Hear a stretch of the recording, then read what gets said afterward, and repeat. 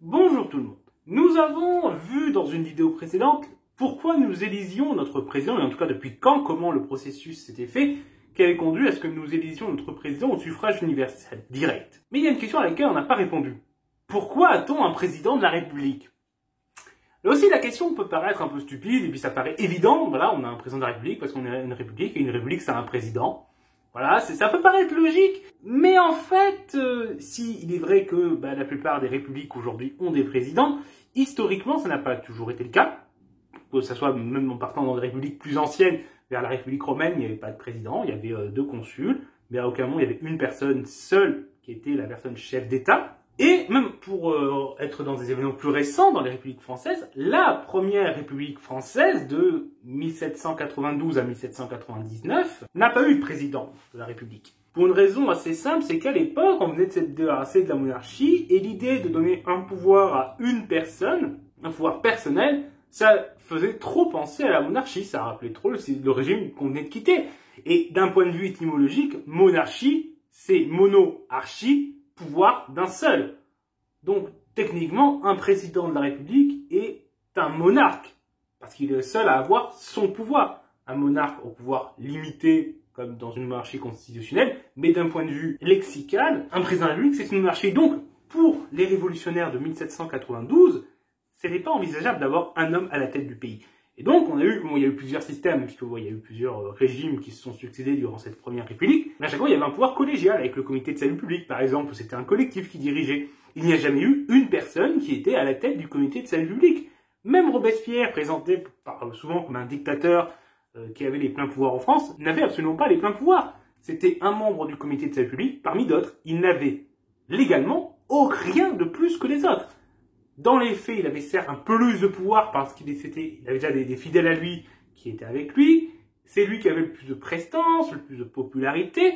Donc ça lui donnait un statut particulier, mais pas un statut légal, un statut de fait. Mais il n'avait pas de pouvoir de plus que les autres membres du comité de salut public, et c'est aussi pour ça qu'il a été renversé aussi facilement. Par la suite, on a eu le directoire où il y avait 5 directeurs qui se partageaient le pouvoir, à égalité. Et en fait, c'est qu'à partir de 1799, après le coup d'État de Napoléon Bonaparte et la mise en place du consulat, qu'on a eu pour la première fois en 7 ans un homme qui avait un statut supérieur aux autres en étant le premier consul. Il y avait les consuls et le premier consul qui était donc Napoléon Bonaparte. Mais pas un président de la République. Et par la suite, ça a été l'Empire, tout ça, mais toujours pas de président de la République. Puis la Restauration, et c'est finalement qu'en 1848, après le renversement de la monarchie de Juillet suite aux événements révolutionnaires de 1848, qui a la Seconde République, et celle-ci va se doter d'un président de la République.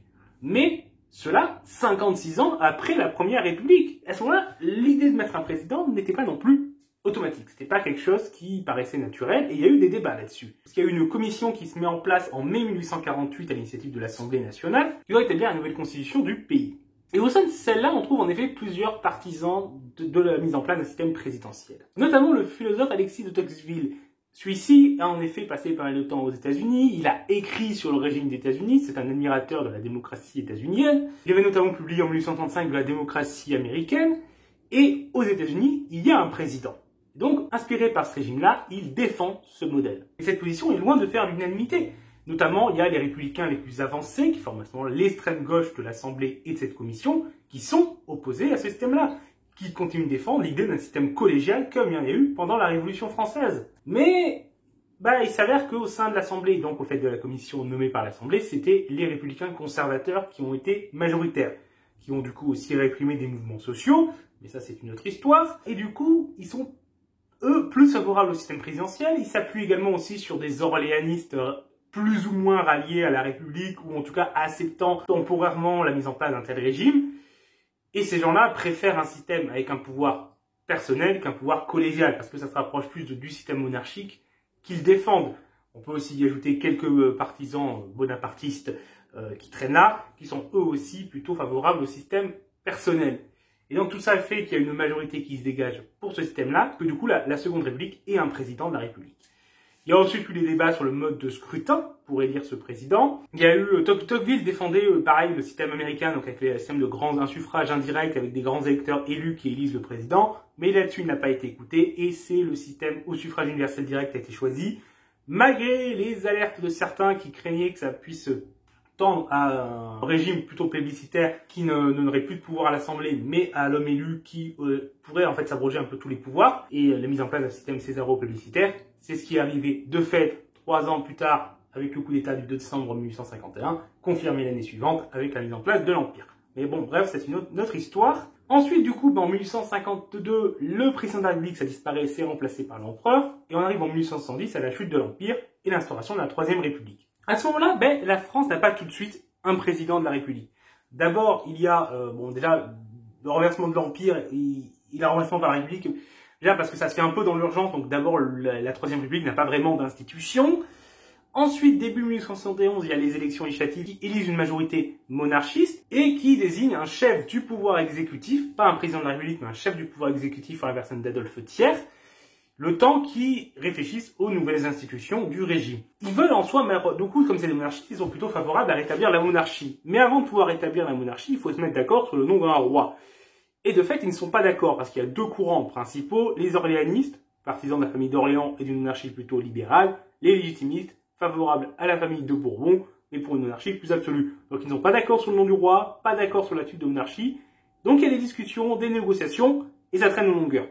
Donc il faut mettre en place quand même des institutions temporaires, le temps que ça se fasse. Et c'est pour ça que Adolphe Thiers va être désigné président de la République, puis remplacé en 1873, puisque Adolphe Thiers va plutôt se rapprocher ensuite des Républicains, par Patrice de MacMahon, élu pour 7 ans président de la République, puisqu'à ce moment-là, les monarchistes se disent que bon, en 7 ans, on aura le temps de se mettre d'accord, et plus qu'il y a l'histoire aussi que il y a un héritier légitimiste qui est assez intransigeant, mais il est plutôt âgé, et on espère qu'après sa mort, les choses vont pouvoir plus avancer, et qu'ainsi on va pouvoir mettre en place la monarchie.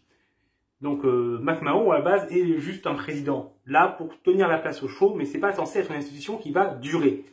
Mais de fait, le temps que son mandat se termine, les Républicains ont pris le pouvoir à l'Assemblée nationale, puis au Sénat, qui change grandement la situation. Du coup, l'idée de rétablir le roi, ça tombe à l'eau. Et là, à ce moment-là, se pose aussi la question de est-ce qu'on maintient un président de la République? Parce qu'une partie de ces républicains maintenant majoritaires ne sont pas favorables à l'institution du président de la République. Donc il y a encore des gens qui veulent supprimer cette institution. Mais il n'y a pas vraiment de consensus entre eux, et c'est finalement plutôt un consensus entre une partie des orléanistes qui acceptent un régime plutôt républicain et l'aile droite des républicains, les républicains plus conservateurs, qui vont se mettre d'accord sur une formule d'un président de la République élu par les deux assemblées avec des pouvoirs limités. Et dans les faits, par la suite, comme ça va être des républicains qui vont être élus à ce poste et qui vont volontairement choisir de ne pas utiliser même pleinement les pouvoirs que la Constitution leur donne pour être vraiment un président plus au-dessus des débats politiques et en retrait de la vie politique active et des prises de décision, la menace d'un président de la République va plus trop apparaître. On va plus trop s'inquiéter de ça. Et même quand les républicains les plus à gauche vont devenir de plus en plus importants, la menace qui était vue dans le président de la République aura disparu. Le fait d'avoir un président de la République sera rentré dans les mœurs et les institutions. Et donc l'institution va être conservée. Et elle va un temps disparaître entre 1940 et 1945 dans les faits avec le régime de Vichy, même si statutairement c'est pas supprimé, mais dans les faits il n'y a plus vraiment de président. Mais naturellement avec la 4ème République, on va rétablir un président. Et la 5ème République va instituer un président maintenant qui sera la figure centrale du régime. Et c'est dans la situation qu'on est actuellement aujourd'hui. Donc voilà, j'espère que cette vidéo vous a intéressé. Si c'est le cas, n'hésitez pas à la partager, à l'aimer, à mettre un pouce bleu. N'hésitez pas également à vous abonner pour ne pas rater nos prochaines vidéos. Et n'oubliez pas également d'aller voter. Normalement là on est dans l'entre-deux-tours, donc voilà, j'espère que vous avez bien voté au premier tour. Et je ne sais pas, parce que là je tourne cette vidéo avant le premier tour, donc je ne sais pas qui s'est qualifié. Donc j'ai envie de dire, allez voter au second tour, après blanc ou pour un des deux candidats, ça dépend de vos convictions et ça dépend de qui est qualifié. Moi, du coup je ne sais pas encore ce que je vais faire, puisque je ne sais pas qui il y est. Donc spoiler, donc suspense. En tout cas, au revoir tout le monde.